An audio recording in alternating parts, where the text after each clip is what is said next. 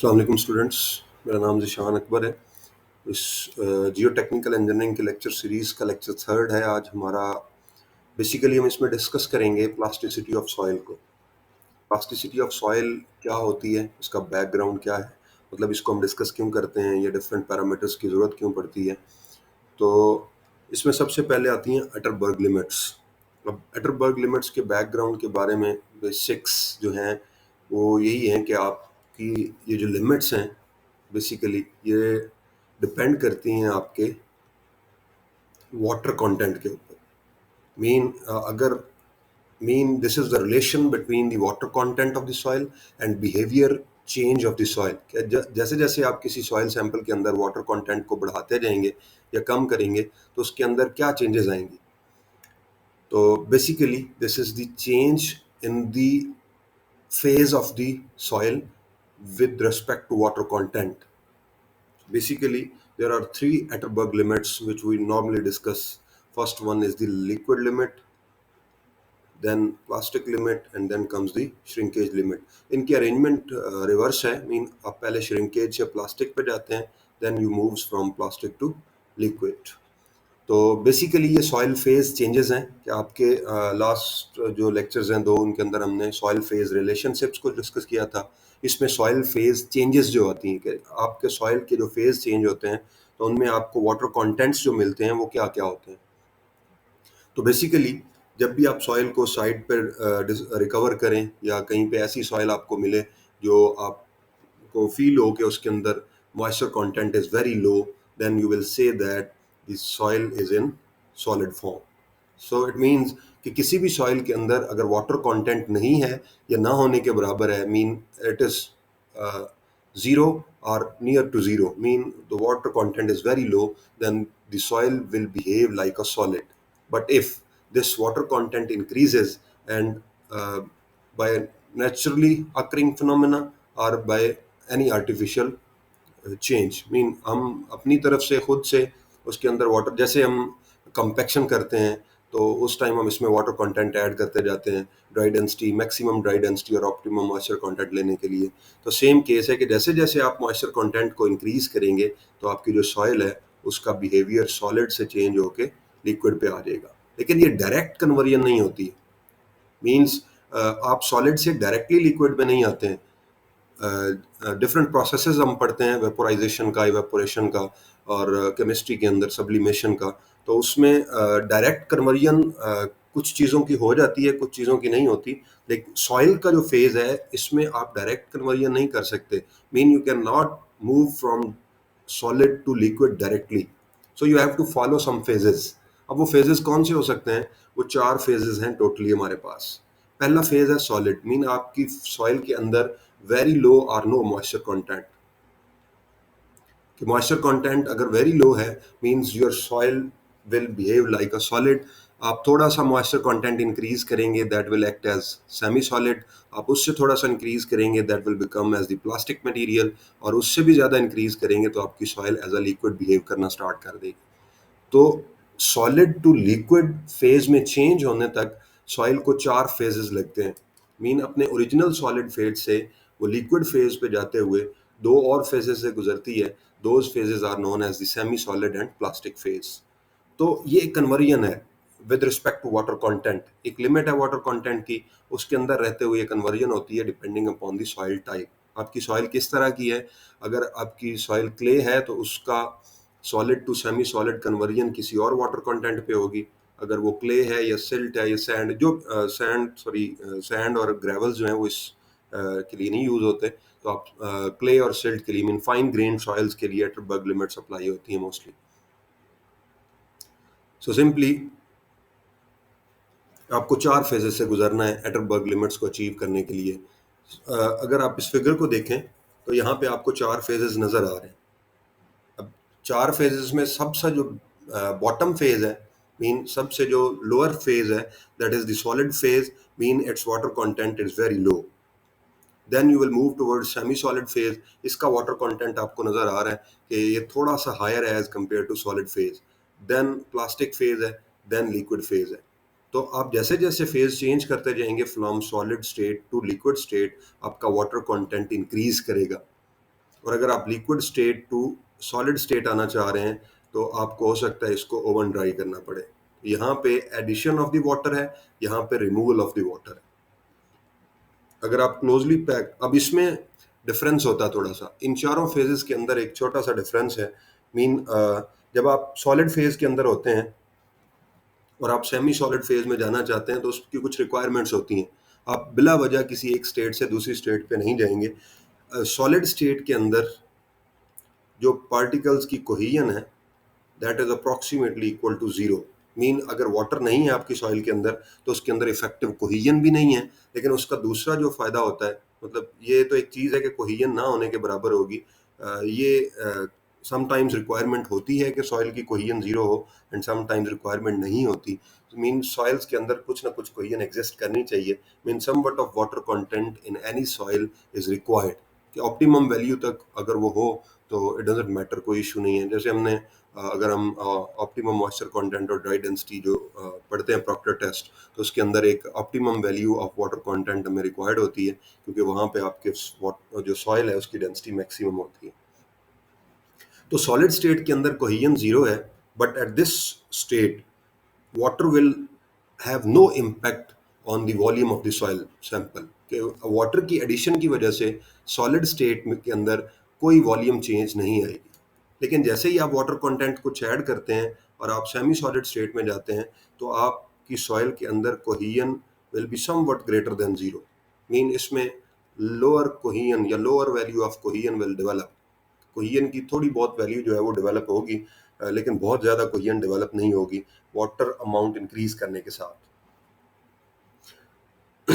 इसके अंदर आपकी जो वॉल्यूम चेंजेस हैं वो आना शुरू हो जाती हैं, मतलब वाटर के साथ सम वट वॉल्यूम चेंज नहीं भी आती, मतलब मोस्टली सॉलिड और सेमी सॉलिड स्टेट के अंदर वाटर की अमाउंट से कोई खातिर खा या कुछ स्पेसिफिक चेंज नहीं आती आपके सॉइल वॉल्यूम के अंदर। नेक्स्ट आप जब मूव करते हैं कि आप सेमी सॉलिड से भी आगे जाना चाह रहे हैं प्लास्टिक स्टेट के अंदर, then your cohesion will be greater than zero, but it will be higher level। कि आपकी cohesion as compare to solid and semi solid state higher होगी, वो इम्प्रूव हो जाएगी। लेकिन जब आप और वाटर कंटेंट इंक्रीज करके लिक्विड स्टेट में पहुंचेंगे तो यहाँ पे इफेक्टिव वॉल्यूम चेंज होगा। मीन आप वाटर ऐड करेंगे तो आपकी सॉइल प्लास्टिक और लिक्विड स्टेट के अंदर इफेक्टिव वॉल्यूम चेंज शो करेगी। मीन आपको फील होगा कि आपकी सॉइल के अंदर बल्किंग हो रही है या उसका वॉल्यूम इंक्रीज कर रहा है।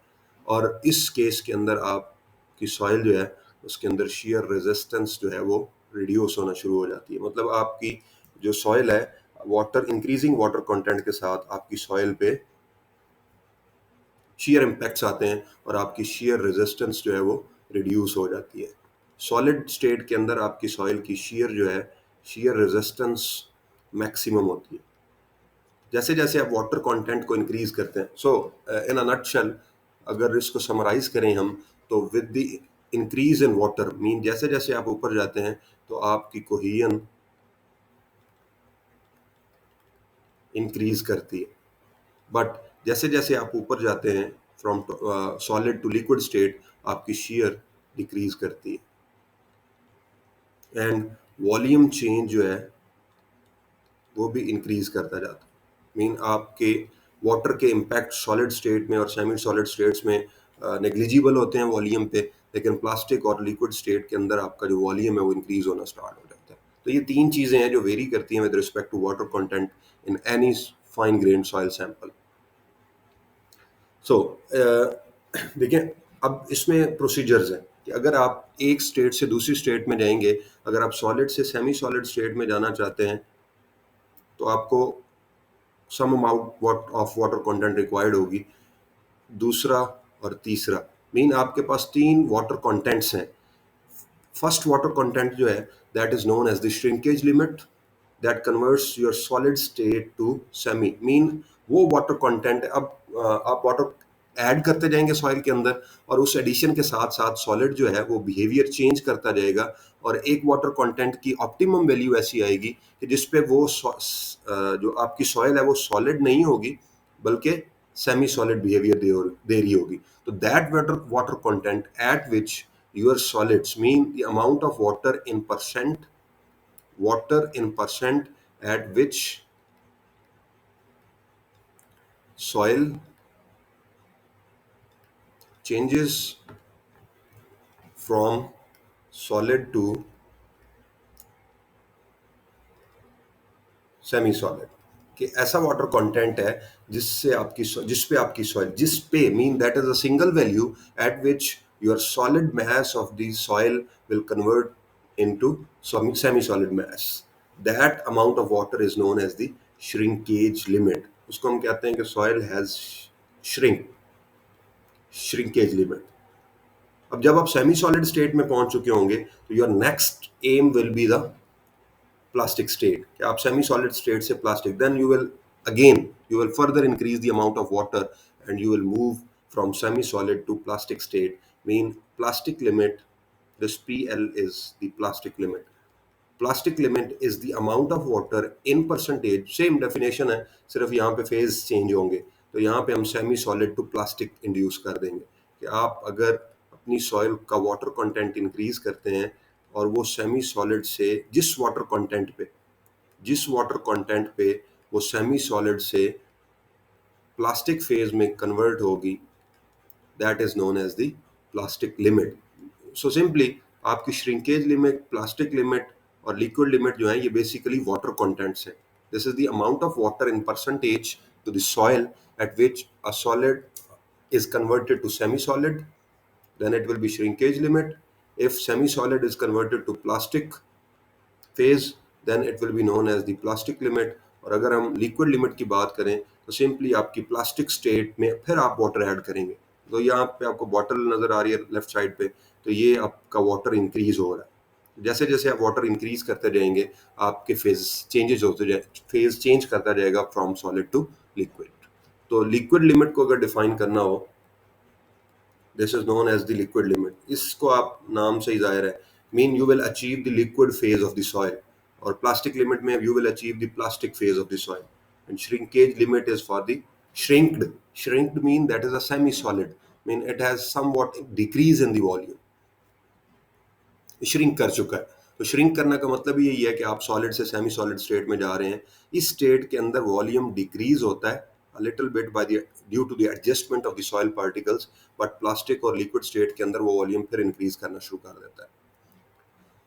तो liquid limit is the water content when the soil phase changes from plastic to liquid.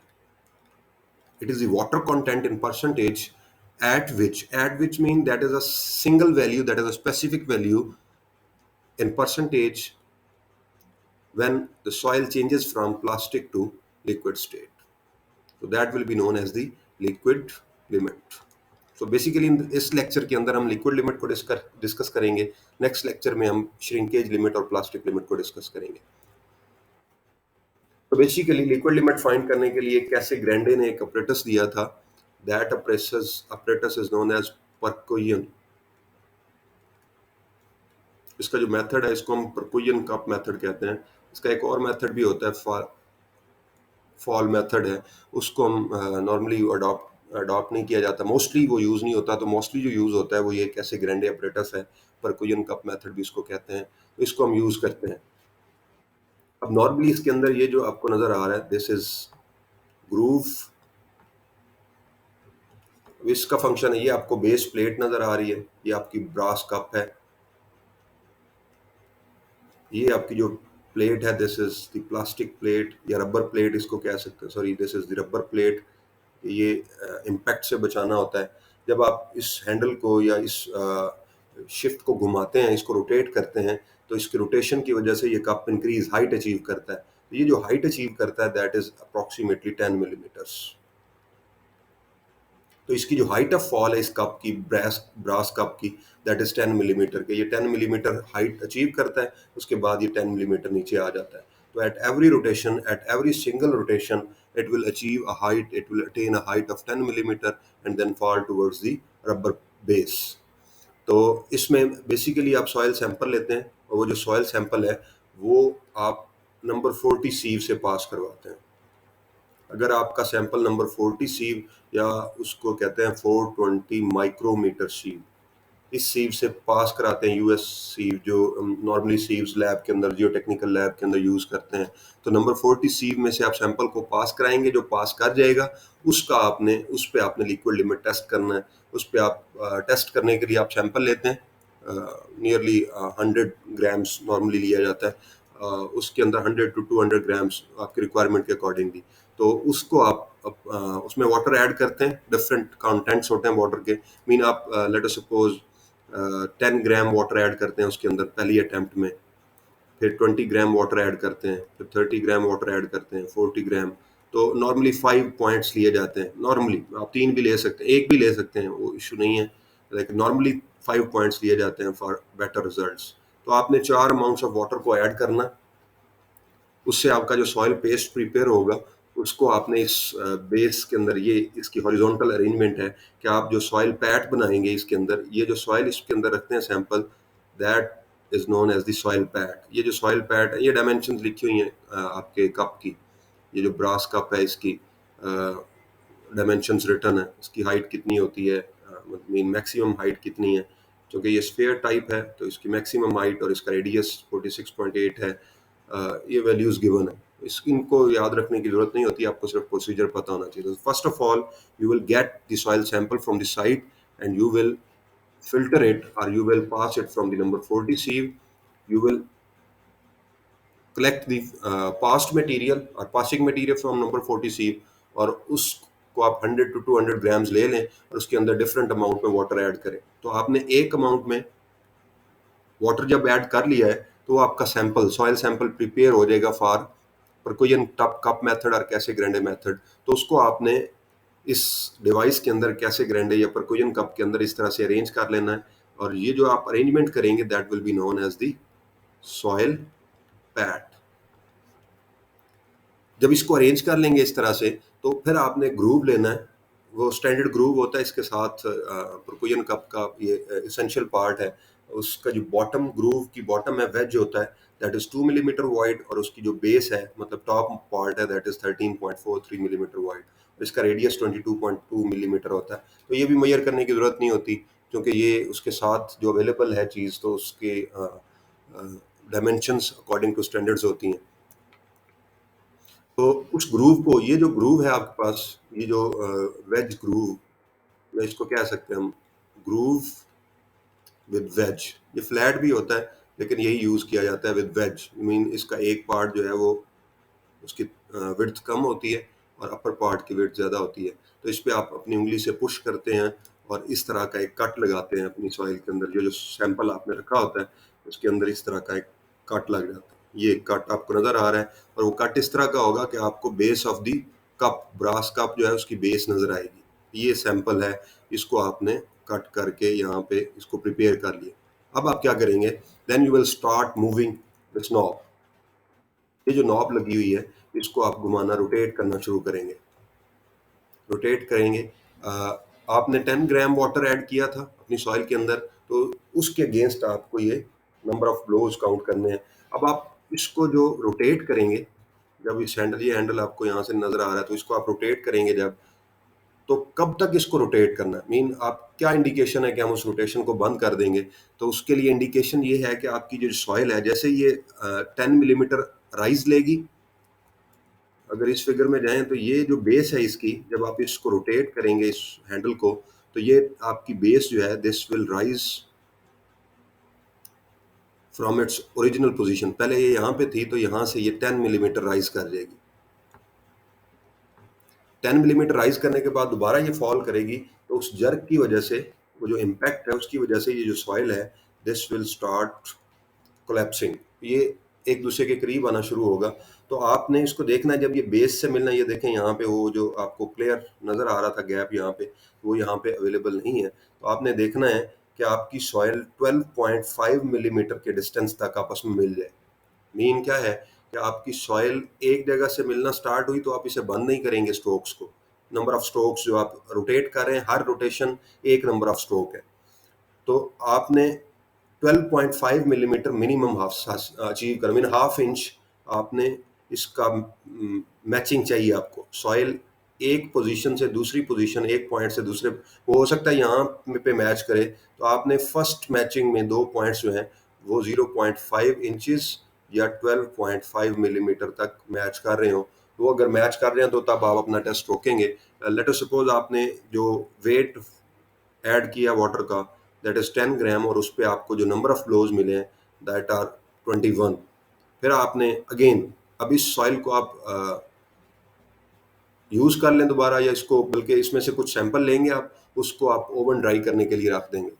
Mean आप, क्योंकि आपने इसके अंदर वाटर ऐड किया है और कुछ इसके अंदर अपना मॉइस्चर भी था सॉइल का, तो वो आपने सॉइल लेनी है और एक कप में डाल के जो सैंपल कप होता है उसके अंदर, नॉन मॉइस्ट कप, उसको आपने ओवन में रखना है 24 आवर्स के लिए। और 24 आवर्स के बाद आप इसका सैंपल निकालेंगे वहाँ से। तो पहले आप वेट कर लेंगे, जब वो वेट थी यहाँ से निकालेंगे कुछ पार्ट उस सॉइल का, इसको लेके आप इसका क्या करेंगे, weight, that is known as the initial weight, या इसको हम कहते हैं वेट वेट।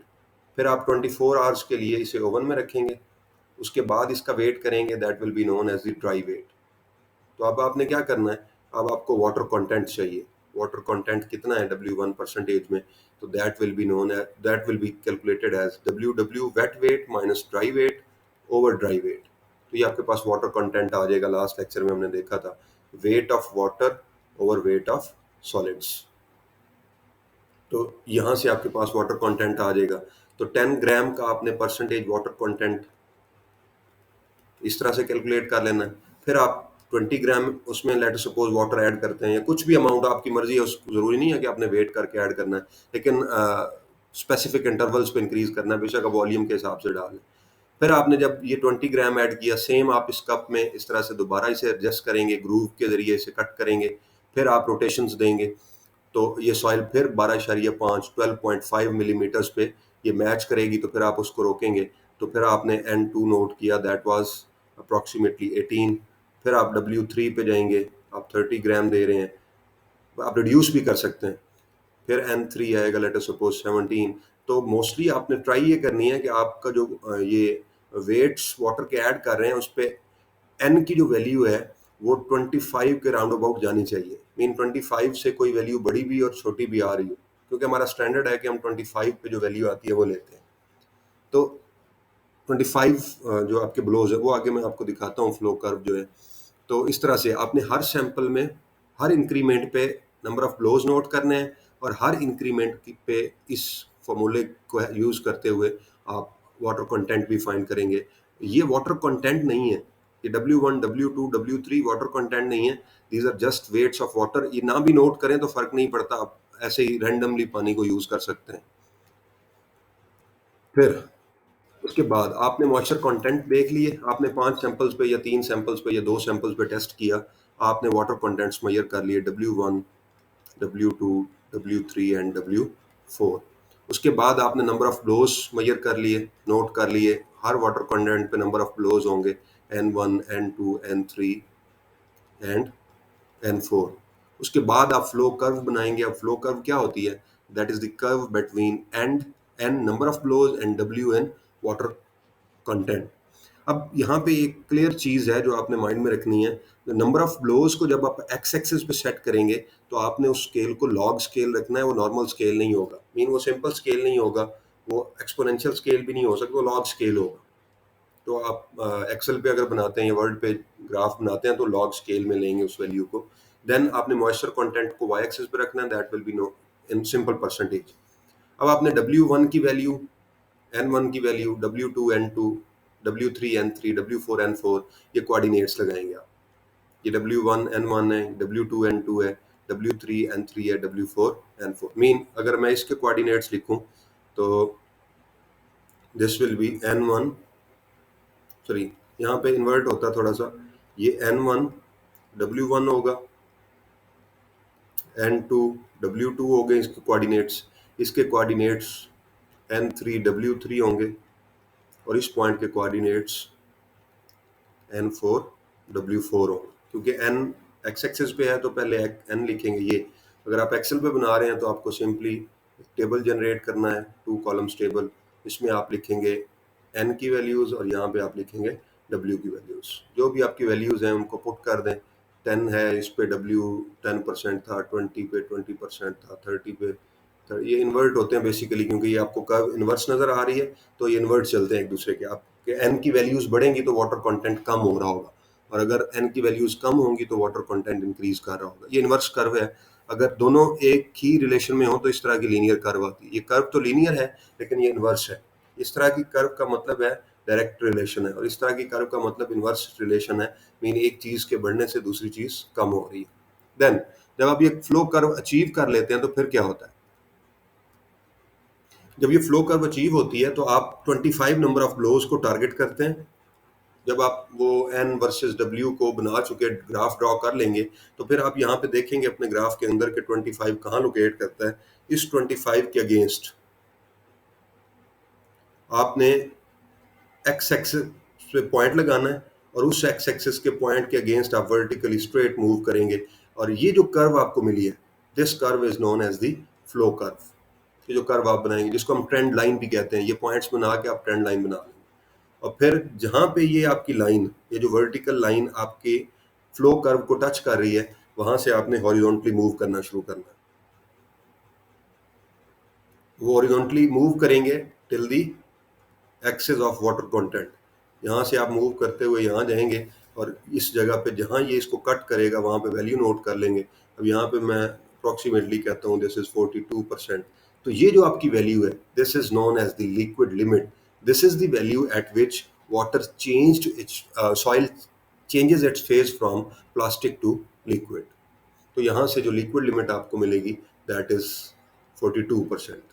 तो ये प्रोसीजर है आपके पूरे टेस्ट का, कि आप लिक्विड लिमिट का परकुजन का मेथड टेस्ट करते हैं, तो उससे जो रिजल्ट्स आते हैं वो आपकी एन और डब्ल्यू की वैल्यूज़ होती हैं। एन की वैल्यूज़ को आप एक्स एक्सिस पे अलॉन्ग द लॉग स्केल, और वाई एक्सिस पे आप डब्ल्यू की वैल्यूज़ को इन परसेंटेज ड्रॉ करते हैं, और परसेंटेज में जो वैल्यू आती है वाटर कंटेंट की अगेंस्ट 25 ब्लोज, ये रेफरेंस है। तो इसलिए मैंने यहाँ पे कहा था कि आप कोशिश करें कि 25 का नंबर आपके नंबर ऑफ ब्लोज में लाजमी अचीव हो, ताकि हम यहाँ से वो स्टैंडर्ड को मीट कर सकें जो परकुजन कप का। ये परकुजन कप का मेथड है। तो सिंपली अगर हम प्रैक्टिकली डिफाइन, अब देखें थ्योरेटिकली लिक्विड लिमिट जो है that is the water amount in percentage when plastic state changes to liquid states. अब ये इसकी थ्योरेटिकल डेफिनेशन है। अगर हम प्रैक्टिकल डेफिनेशन में जाएं तो liquid limit is the amount of water against 25 number of blows for the closure of, अब कितना क्लोजर हो उसका, 12.5 millimetre. For the closure of 12.5 millimetre, that closure is this one. ये जो 12.5 मिलीमीटर क्लोजर होता है, इसको हमने देखना होता है कि 25 ब्लोज आपको चाहिए 12.5 मिलीमीटर के क्लोजर के लिए। देन ये एग्जांपल है। अब इससे आप फ्लो इंडेक्स अगर फाइंड करना चाहते हैं तो वो कैसे फाइंड करेंगे? अब दो चीज़ें आप इस कर्व से, फ्लो कर्व से फाइंड कर सकते हैं। फर्स्ट वन हमने फाइंड किया liquid limit, then flow index find कर सकते हैं। अब फ्लो इंडेक्स क्या होता है? बेसिकली ये आपको पॉइंट्स नज़र आ रहे हैं डिफरेंट, यहाँ पे आप अपनी वैल्यू जो भी सेटल करना चाहते हैं। लेट अस सपोज इसको मैं कहता हूँ N1 W1, और इस पॉइंट पे जो वैल्यू है उसको मैं कहता हूँ N4 W4। यहाँ पे जो वैल्यू होगी that will B N2 W2, और इसके जो कोऑर्डिनेट्स होंगे वो होंगे N3 W3। तो आपने फ्लो इंडेक्स फाइंड करने के लिए फॉर्मूला यूज करना है, दैट इज IF।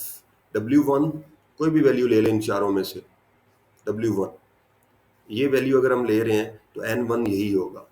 यहाँ W1 की जगह पे जो वैल्यू पुट करेंगे, जिस पॉइंट का कोऑर्डिनेट वाटर कंटेंट ये W होगा, वही वैल्यू आपने N1 की जगह पे उस पॉइंट के कोऑर्डिनेट के अगेंस्ट पुट करनी है। मीन W1 और N1 एक ही पॉइंट के कोऑर्डिनेट्स होंगे यहाँ और यहाँ। देन W2 जो पुट करेंगे, मीन आप let us suppose W4 put कर रहे हैं, आप यहाँ पे W4 लिखते हैं, तो यहाँ पे N2 की जगह भी आप N4 लिखेंगे और इसी पॉइंट के सेम कोऑर्डिनेट्स पुट करेंगे। यहाँ पे आपके पास IF की वैल्यू आ जाएगी, that is known as the flow index. Then sometimes ये होता है कि आप ये नंबर ऑफ टेस्ट रिपीट नहीं कर सकते। मीन आप वन, यहाँ पे आप देखें इस फिगर में तो 4 टेस्ट हैं जो परफॉर्म किए गए हैं, लेकिन समटाइम्स शॉर्टेज ऑफ टाइम की वजह से आप एक ही टेस्ट परफॉर्म करते हैं। तो उस एक टेस्ट फॉर्म जो किया है आपने, उसका वाटर कंटेंट जितना भी आपने निकाला water content, suppose water content है किसी भी एक टेस्ट का, कैसे ग्रैंडे ऑपरेटर से हमने टेस्ट किया, दैट वाज 20%, और उस पे आपका नंबर ऑफ एन जो है दैट इज 21। अब ये जो फॉर्मूला है ये आपको डायरेक्टली बता सकता है कि उस सॉइल की अप्रॉक्सीमेट लिक्विड लिमिट कितनी है। तो आपने सिंपली पुट करना है डब्ल्यू एन की वैल्यू 20% में ही पुट करेंगे, इसमें फ्रैक्शन नहीं करेंगे। 21/25 and raise to power 10 beta. अब ये 10 बीटा की वैल्यू 0.121 नॉर्मली यूज करते हैं हम। ये हर सॉइल के लिए नहीं होती, मोस्टली अगर आपकी एन की वैल्यू फ्रॉम 20 टू 30 आ रही है किसी सॉइल के लिए, तो फिर आप यूज कर सकते हैं इस tan बीटा की value 0.121 for every soil. This formula can be used for single test. मतलब आप सीरीज ऑफ टेस्ट आपके पास नहीं अवेलेबल, सिर्फ एक टेस्ट का डाटा है, तो फिर आप कैसे फाइंड करेंगे? तो अगर नॉर्मली आप क्वेश्चन है आपका बुक में या कहीं भी, तो वहाँ पे आप वैल्यू 0.121 यूज कर सकते हैं, अदरवाइज ये ड्राइव करनी पड़ती है, हर सॉइल टाइप के लिए डिफरेंट वैल्यू होती है। सो ये एग्जांपल है, एक सॉल्व एग्जांपल है। इसमें हमने आपको गिवन रिजल्ट्स हैं टेस्ट के, तीन रिजल्ट्स हैं, तीन टेस्ट किए। वहाँ पे एन की वैल्यू फर्स्ट टेस्ट के लिए 15 थी, सेकंड टेस्ट के लिए 20 थी, और थर्ड टेस्ट के लिए 28 है। तो उसके अगेंस्ट वाटर कंटेंट गिवन है। तो आपने क्या करना है, ये डाटा लेबोरेटरी से इकट्ठा करना है। सेम आपने एन नंबर ऑफ ब्लोज लिए सैंपल से, और वाटर कंटेंट आपने, अब लेट अस सपोज इसको मैं कहता हूँ W1। ये कैसे लेंगे, that will be W wet, जो आपने एक्सपेरिमेंट किया कप के अंदर, वहाँ से जो आपने सैंपल लिया कप वो ओवन में रखने के लिए, उसका वेट कर लेंगे, माइनस जब ड्राई हो जाएगा 24 आवर्स के बाद उसका वेट, ओवर यही ड्राई वेट लेंगे, तो मल्टीप्लाई बाय 100 करेंगे, तो आपके पास ये W1 आ जाएगा। W2 लेना है, तो सेम आप सेकंड जो ट्रायल करेंगे उसका वेट वेट, तो मैं इसको 1 ऐसे कह देता हूँ, minus dry weight of second sample over dry weight of second sample, multiply by 100 करेंगे, तो इससे आपके पास ये 41 आ जाएगा। इसी तरह से आपने W3 लेना है, तो W wet for sample 3, W dried for sample 3 and W dry for sample 3 times 100 करेंगे, तो यहाँ से आपके पास ये वेट्स आ जाएंगे, सॉरी वाटर कंटेंट्स आ जाएंगे। अब इनको यूज करते हुए हमने लिक्विड लिमिट और फ्लो इंडेक्स फाइंड करना है। अब सबसे पहला जो पॉइंट है उसमें एन की वैल्यूज 15 है और वाटर कंटेंट 42% है। तो हम क्या करेंगे, एन की वैल्यू 15 है, ये 10 है, ये 20 है, 30, 40, और ये लॉगरिथमिक स्केल है 50। आपको अब देखेंगे आपके जो वैल्यूज हैं स्पेसेस वो कम होती जा रही हैं, 10 to 20 स्पेस ज़्यादा है, 20 to 30 कम है, फिर इस तरह से रिड्यूस हो रहा है। लॉग स्केल है ये, एन की वैल्यू लॉग स्केल पे, तो 15 ये है, और जो आपका वाटर कंटेंट है दैट इज 42%। ये अब सेम जब आपने ये ड्रॉ कर लिया, तो सेकंड पॉइंट ड्रॉ करेंगे, तो एन की वैल्यू आपकी 20 है और आपका वाटर कंटेंट 41% है। इसी तरह आप थर्ड वैल्यू को ड्रॉ करेंगे, आपने इकट्ठी ड्रॉ करनी है, मैं सिर्फ समझाने के लिए लगा लेके जा रहा हूँ इसको। आपका वाटर कंटेंट 28% है, और आपका जो आपका जो एन है दैट इज 28 और वाटर कंटेंट इज 39%। तो ये तीनों वैल्यू जब आप ड्रॉ करेंगे तो इस तरह की आपके पास ये सीरीज बनेगी। यहाँ से आप एक ट्रेंड लाइन गिराएंगे जो इन तीनों पॉइंट्स के करीब तर होगी, मतलब तीनों पॉइंट्स के मैक्सिमम एरिया को टच करेगी, जैसे ये आपको नजर आ रही है ट्रेंड लाइन। तो यहाँ पे आप देखें, this is 10, this is 20, this is 30। जब आपके सारे पॉइंट्स ड्रॉ हो जाएं तो उसके बाद आपने 25 को लोकेट करना है, दिस इज समवेयर हियर। जब ये 25 लोकेट हो जाए तो उसके बाद आपने क्या करना है, आपने यहाँ से 25 से एक वर्टिकल लाइन लेनी है और अपनी flow, this curve is known as the flow curve, और ये आप कैसे ड्रॉ करते हैं, this is known as the trend line. ये ट्रेंड लाइन का एक ऑप्शन होता है आपके ग्राफ्स के अंदर, उसको ले सकते हैं, या सिंपली आप इन तीनों पॉइंट्स को मिलाने के लिए एक ऐसी लाइन लें जो मोस्ट प्रोबेबली इन तीनों लाइन से करीब हो, मतलब इनको टच कर रही हो तीनों को अप्रोक्सीमेटली। तो ये बनती है फ्लो कर्व ब्लैक में जो नजर आ रही है। तो इसको आप टच करवाएंगे, इस पॉइंट पे 25 नंबर ऑफ ब्लोज के अगेंस्ट आपने फ्लो कर्व को टच करना है, और फ्लो कर्व के बिल्कुल साथ आप horizontally scale, using the scale आप मूव करेंगे या हॉरिजॉन्टल लाइन लेंगे, तो this value will be 39.74%. So we'll say that the liquid limit of the soil is 39.74%. ये आपका आंसर होगा from this flow curve, from this experiment, that the liquid limit of the soil means अगर आप soil का 39.74% water add करते हैं अपनी soil के अंदर, it will change its state from plastic to liquid. Same अगर आपने फ्लो कर्व फाइंड करना है तो आप फर्स्ट एंड लास्ट वैल्यू ले लें या फर्स्ट टू वैल्यूज ले लें, इससे कोई इशू नहीं है। आप W1 W2 सेलेक्ट करें। लेट अस सपोज मैं इसको कहता हूँ W1, तो फिर ये वाली जो वैल्यू है दिस विल बी N1। ये अगर W2 है this will be known as the N2। इन वैल्यूज को पुट करेंगे IF फाइंड करने के लिए, तो W1 is 42 minus W2 is 15, sorry 39 divided by log of N2 is 28 and N1 is 15. So when we solve this whole equation, it will give us the answer as 11.07. So this IF is equal to 11 point, flow index is 11.07. This is all about the today's lecture. Inshallah, see you in the next lecture with shrinkage limit and plastic limit and all other values like plasticity index, shrinkage index, etc. Thank you very much.